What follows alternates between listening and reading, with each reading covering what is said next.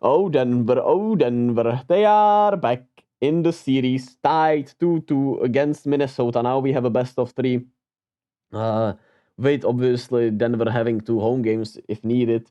And they have been unstoppable offensively against these Timberwolves in Minnesota. Jokic finding his rhythm, doing better with double teams.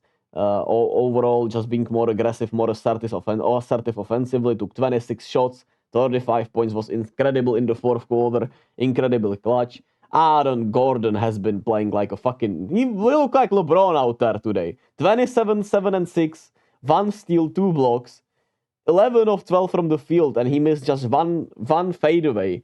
He was, once I saw this shot that you're seeing right now, I was like, yeah, just back it up, man. You're not beating Denver if Aaron Gordon is hitting shit like that. It's just impossible, to be quite honest with you. And him playing the point forward position, bringing the ball up was huge. Him being able to switch on Karl Anthony Towns was huge because I felt like they kind of baited Minnesota into a lot of post matchups, and uh, for whatever reason, Minnesota couldn't capitalize on those post advantages, quote unquote. Even though Karl Anthony Towns against Aaron Gordon might not be that much of an advantage when you look at it, uh, and that just did so much damage, right? And then Denver was able to finally shoot incredibly from the outside, 13 of 29, which opened up the game for everyone else and from every perspective. Uh, and the bench showed up, right? Reggie Jackson early 2 3-pointers, Justin Holiday being a sniper, Christian Brown giving them great all around minutes. And funny enough, right? Minnesota's bench cooled off at home, while Denver's bench started to play well on the road, which is kind of the opposite what we usually say, right? Role players play better at home is the famous saying, and in this series it's been the complete opposite. Nikhil Alexander Volkor was awful today. Naz Reid, 5 of 6, but his impact was not felt, right? And Kyle Anderson probably shouldn't be playing at all if I'm keeping it a buck. I don't think after game two. I know he had a good game too, and he can play make a bit, but it feels like Denver doesn't care about him anymore. And it was pretty much Ant-Man against the world. Ant-Man showed up 44, 5 and 5. He was incredible, aggressive, assertive, as much as you'd like him to be. But everyone else around him fell in. Rudy Gobert had some really dumbfounded turnovers in the fourth quarter. Karl Anthony Towns, like I said, couldn't take care of any advantage from the inside, and took just 4 3-pointers, and I feel like they're bailing Denver out with the post-ups because, Naz Reid and Karl Anthony Towns are obviously great snipers, and that was the advantage. But uh, they are not afraid to switch anyone on those two, really. You saw Justin Holiday guarding them. You saw Jamal Murray being on them even for a bit, right? Michael Porter Jr.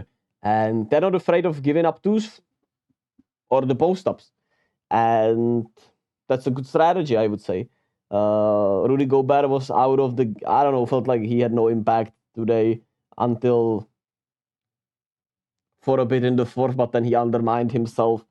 But maybe that's just me hating. I don't know. It just felt like Rudy Gobert wasn't, you know, doing anything. But at the same time, it's not his fault, right? I don't think the paint was badly protected at the end of the day. Jokic made some tough shots. Aaron Gordon, like I said, made some incredible shots.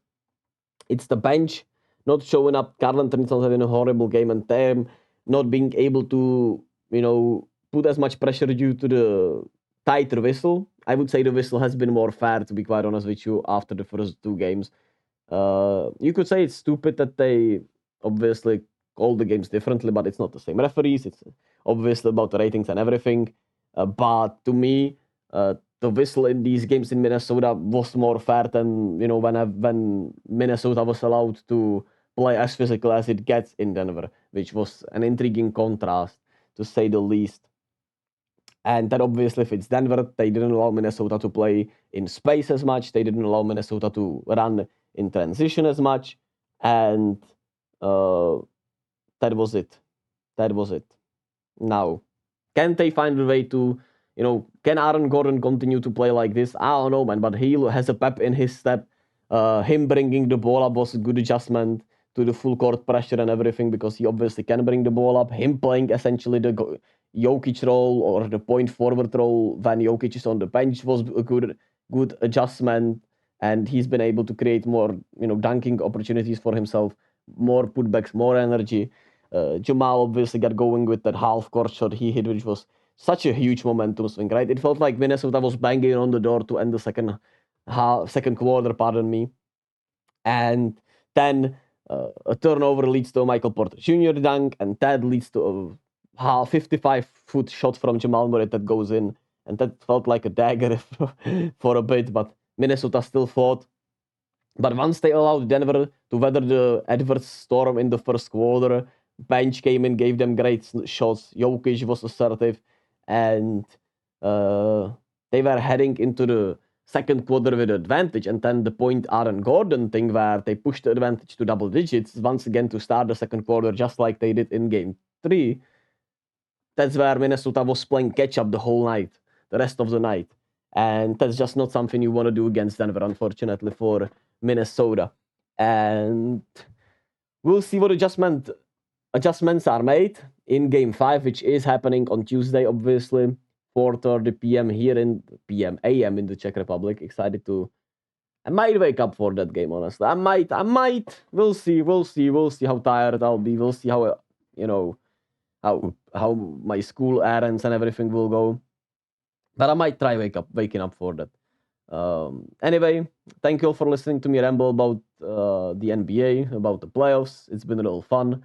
There's been some more subscribers, which I like. There's been some good views, which makes me happy. At the end of the day, I just want to spread my love for basketball and for the NBA, just like a lot of people do. And it's great to see that it spreads a little bit. But it's not about that. At the end of the day, it's about me,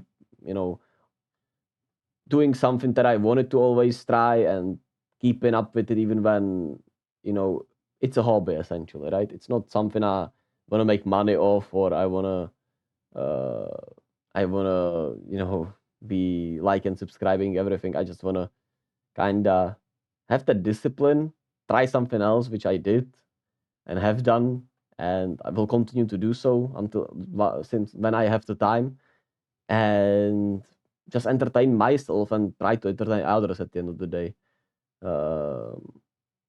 And I hope I never changed, in this regard. Obviously, we all change all the time, but that's that. Anyway, enough of my rambling about myself.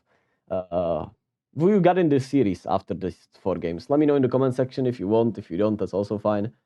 Be kind to yourself and to others as always. And I'll catch you all in game 4s with Boston, Cleveland tomorrow, OKC, Dallas tomorrow. Stand on your morals. Be kind to yourself, like I said. Chase your dreams, no matter how young or old. Love yourselves. Bye-bye.